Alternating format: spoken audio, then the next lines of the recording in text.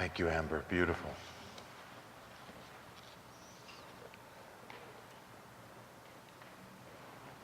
How can I understand unless someone guides me? But Philip, there in the story that we just heard, makes the guiding business look easy, doesn't he? The plot of this story is so neat, so compact. The problem is set up, addressed, and resolved in the space of a few minutes. No ambiguity, no complications. But the deck is rather stacked in Philip's favor, isn't it? First of all, what more receptive and ready audience could be found for an evangelist's message than that of the Ethiopian official? He made it easy for Philip to look good. He wasn't out just joyriding, but was returning from a religious pilgrimage. And what's he doing? He's reading his Bible. Moreover, he's a high court official, polished, polite, sophisticated. And if all of that weren't enough, there just happens to be, when he decides to be baptized, there just happens to be, beside the road, in the middle of the Gaza desert, a stream, right then, right there. After I read this story, my first thought is, I sure wish that all of my attempts to offer guidance should come so easily and be so successful. But they don't, do they? The process of speaking a helpful word of guidance is just never, at least for me, so clean, so neat, so efficient, so quickly effective as in this story. For all of us have had that experience of having someone say to us in confused tones, "How can I understand unless somebody will guide me?" And haven't we all sometimes then confidently answered that cry, attempting to offer guidance to that one? But then have you ever found, as I have found sometimes, that confident guidance that we meant to offer seemed instead to come out as so much meaningless mumble? Our words ineffective and even unwelcome? Or how many of us have stood in a home where death or serious illness has visited and felt our words turn to mush in our mouths? How many of us have tried to speak a helpful word, to offer guidance, and it turned out that what was wanted was not a guide at all, but a magician to somehow make it all better? In George Bernanos's novel, Diary of a Country Priest, there are some lines that express this all too common frustration of those who want to speak the right words. Hear how the priest says this in the novel, quote, "I know that as I spoke my words, they came out so clumsily, so haltingly, as to be ridiculous. I could scarcely manage to frame them intelligently. I did my best, but it was of no use." That's us sometimes too, isn't it? Too often we may find that our attempts to be Philip, to be guides for the perplexed, whose words are what are needed, end up being more like this country priest's. And that's when we can sometimes turn self-critical. Oh, if only I had more polished words. If only I had Philip's advantages, then maybe my words would be the right words. How many of you either in your car or on your smartphone, have a GPS. You know how magic and how fun it is to put in a destination and then have this pleasant voice guide you with turn-by-turn directions. And if you ignore the guidance and drive a different way, your GPS recalculates where you are, and without any hint of impatience with you and your unwillingness to follow its wisdom, tells you new directions. It doesn't say, "I said turn around, Chowderhead." More than once, I have wished there were a GPS for giving guidance about other things. I wish I had a GPS that could tell me exactly the right thing to say in any situation, exactly the right words to use, exactly those things to speak that will make me always as effective as Philip was there in the Gaza desert. I don't have that kind of GPS, and neither do you. I wish I could get emails and text messages and maybe a Facebook message, and I'd even settle for a tweet from God sometimes, telling me exactly what to do, exactly what to say, but none of that ever happens. I wish the results of my words always matched up with my intentions, but they don't, and they don't for you either.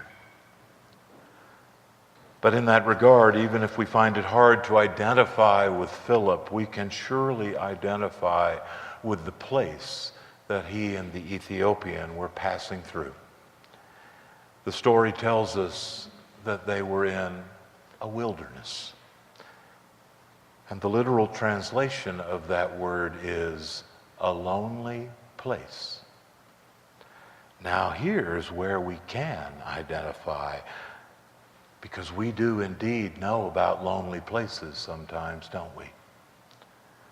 There are days when it seems that all around us things are changing in ways we don't know if we like.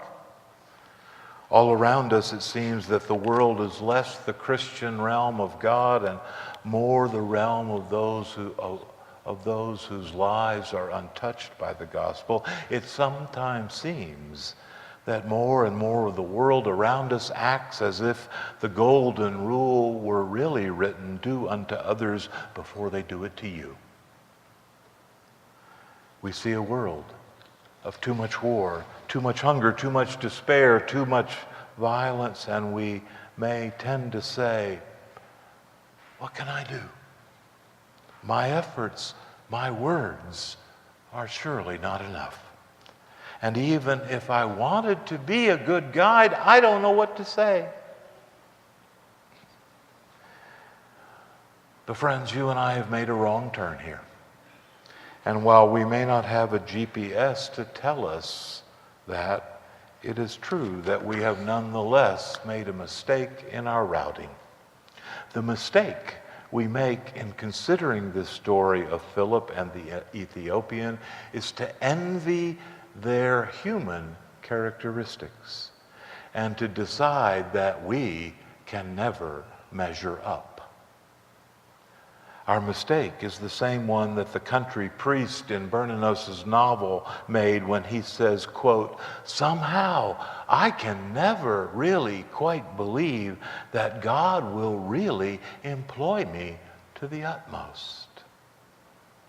Our mistake is one that is too easy to make when reading any Bible story. The mistake of thinking that the lesson of every story is that we are to go and emulate and imitate the characters.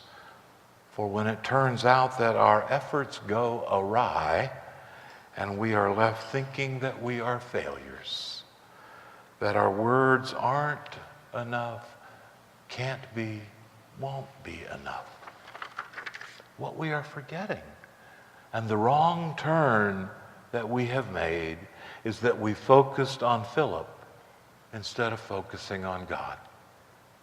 It was not Philip's circumstances and power and charming self that made his guidance of the Ethiopian so successful. It was the power of God working through him.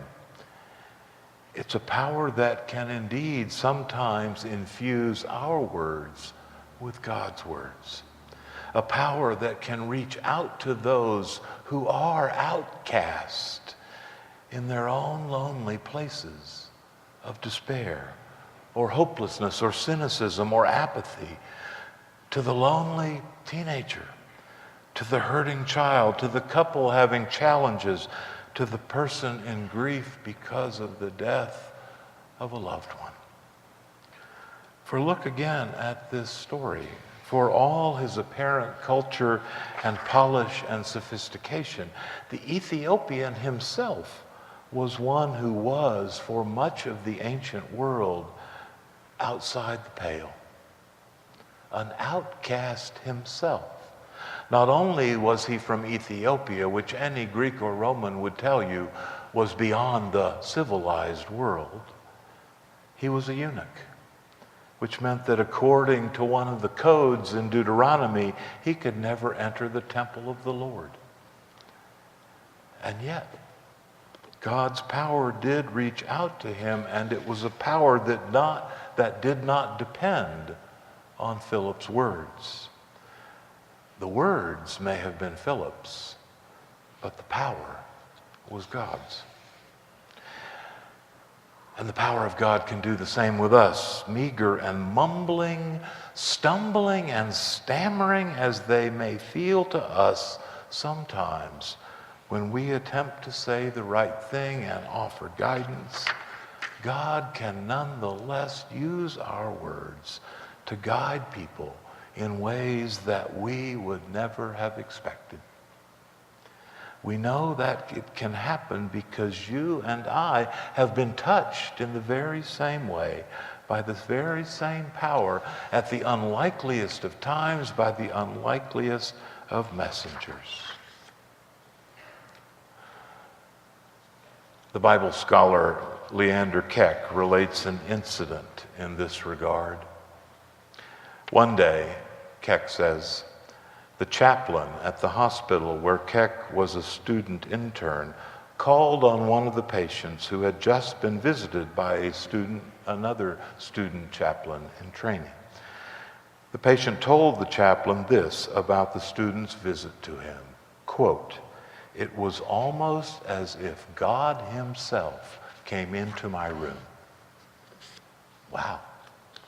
The chaplain was eager to find out which of the student chaplains had made this tremendous hospital call and to read the student's report of it.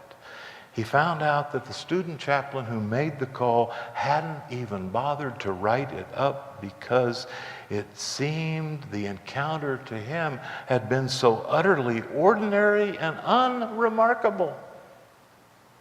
He had no idea that he had been the vehicle for the divine presence. He had no idea that his little loaf of words had been blessed by God, blessed so much that a hungry patient was fed and guided. So friends, when we are tempted to say, Lord, my words, they're just not enough. When we're tempted to say, there's no point, what could I possibly do, when we are unsure of our ability to guide anyone, let us remember that God goes with us. Let us remember that whatever we do in the face of human, physical, spiritual, or mental need, however little we may sometimes think it is, it can have tremendous power when put at God's disposal and with the trust that God will seek to use what we say and do far beyond our imaginings. Let us remember that our power as Christians is not the same thing as the power of God's grace. Let me leave us all with a challenge for this week. Is there some situation in your life, among your friends, in your family, with your coworkers, that you have wanted to speak a word to, that you have wanted to offer some guidance about? Are there people in your lives who are in one of those wilderness places, one of those lonely places?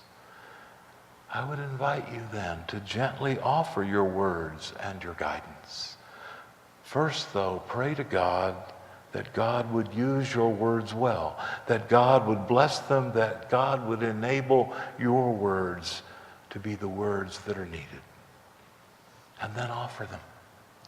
Offer them not with an attitude of superiority or certainly any sort of pity, but nonetheless humbly yet clearly. Now let's face it. There are times and there will be times that for whatever reason those words won't work. There are even times when they may be resented.